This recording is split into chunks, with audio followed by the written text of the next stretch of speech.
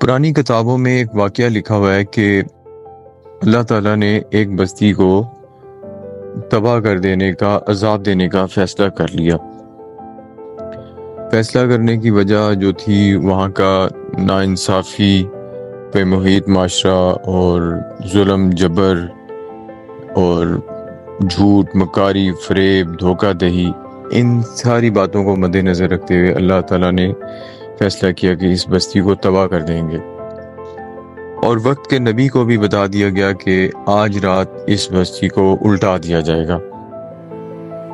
تو وہ جو نبی تھے اس علاقے کے جتنے بھی ان کے کمپینینز تھے، جو ساتھی تھے، ان سب کو انہوں نے بتایا کہ دیکھو آج یہاں سے رات نکل جاؤ، رات ہونے سے پہلے پہلے نکل جاؤ، کیونکہ اللہ تعالیٰ نے فیصلہ کر لیا ہے کہ اس بستی کو تباہ کر دینا ہے، عذاب دینا ہے ان کی ظلم اور جبر اور ناانصافیوں کی وجہ سے۔ تو ساتھی وغیرہ وہ اس علاقے سے نکل جاتے ہیں، تو جب وہ صبح آ کے دیکھتے ہیں تو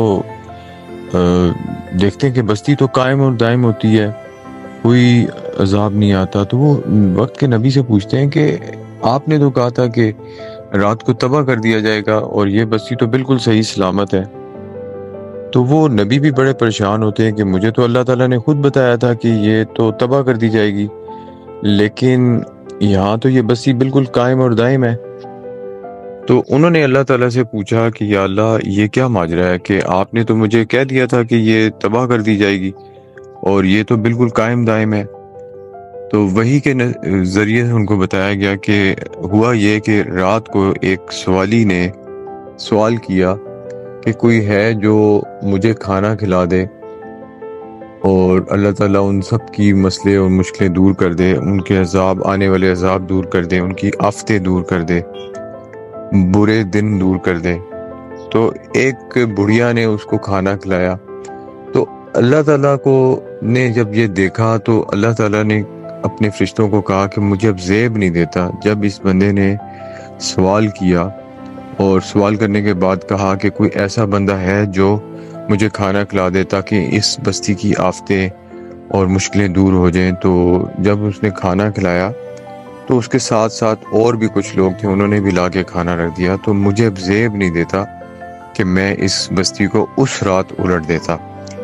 تو میں نے پھر اللہ تعالیٰ نے وقت کے نبی کو کہا کہ تم جا کے ان کو چیریٹی کا، صدقے کا، خیرات کا پرچار کرو، تبلیغ کرو، پریچنگ کرو، تو شاید ان لوگوں کے دل جو ہیں، سخت دل جو ہیں، وہ بدل جائیں۔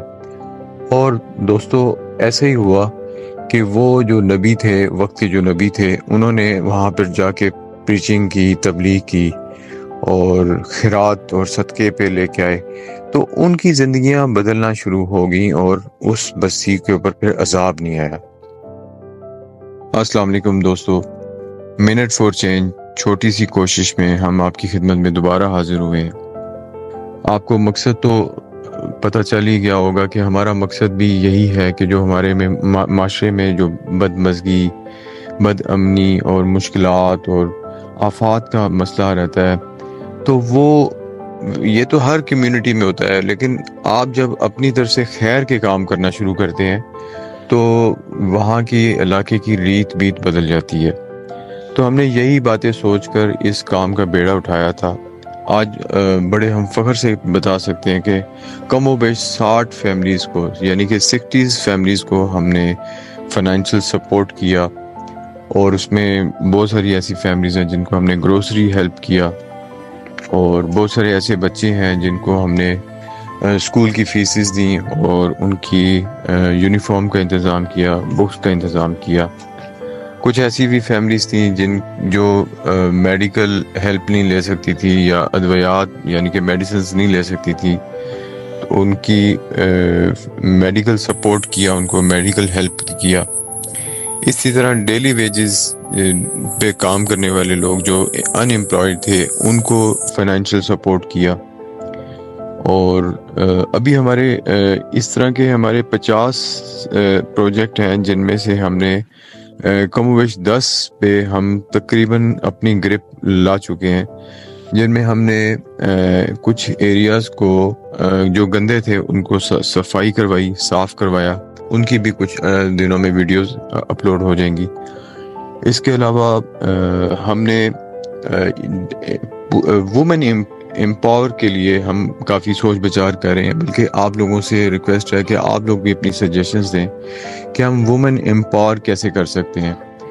اس کے بارے میں ہمارے پاس کافی ساری سجیشنز ہیں، لیکن ہم آپ لوگوں کی رائے کا بھی احترام کریں گے. آپ ہمیں ضرور اپنی آراء سے روشناس کریں اور ہمیں بتائیں. میں بھی ہم آپ کا جو آئیڈیا وہ ہمارے لیے کارآمد ہو اور ہم اس کو وومن امپاور کے لیے استعمال کریں. جو غریب خاندان ہیں ان کی گروسری ہیلپ کے ساتھ ہم فائنینشیل سپورٹ بھی کر رہے ہیں، اور ایسے ڈیلی ویجرز جن کی دہاڑی نہیں لگ پاتی، جن کا ڈیلی ویجز نہیں پورا ہو پاتا، ان کو بھی ہم فائنینشیل سپورٹ کر رہے ہیں. اس کے علاوہ ہم برڈز کی فیڈنگ کا بھی، کیونکہ ہمیں سجیشنز آئی تھی کہ آپ برڈز کو اور جو ڈوگز ہیں ان کو بھی کھانے کا ان کا انتظام کریں، تو وہ بھی ہم گاہے بگاہے وقت کے ساتھ ساتھ کہیں نہ کہیں فیڈنگ کا انتظام کرتے رہتے ہیں، باجرہ دانہ دن کا ڈالتے رہتے ہیں.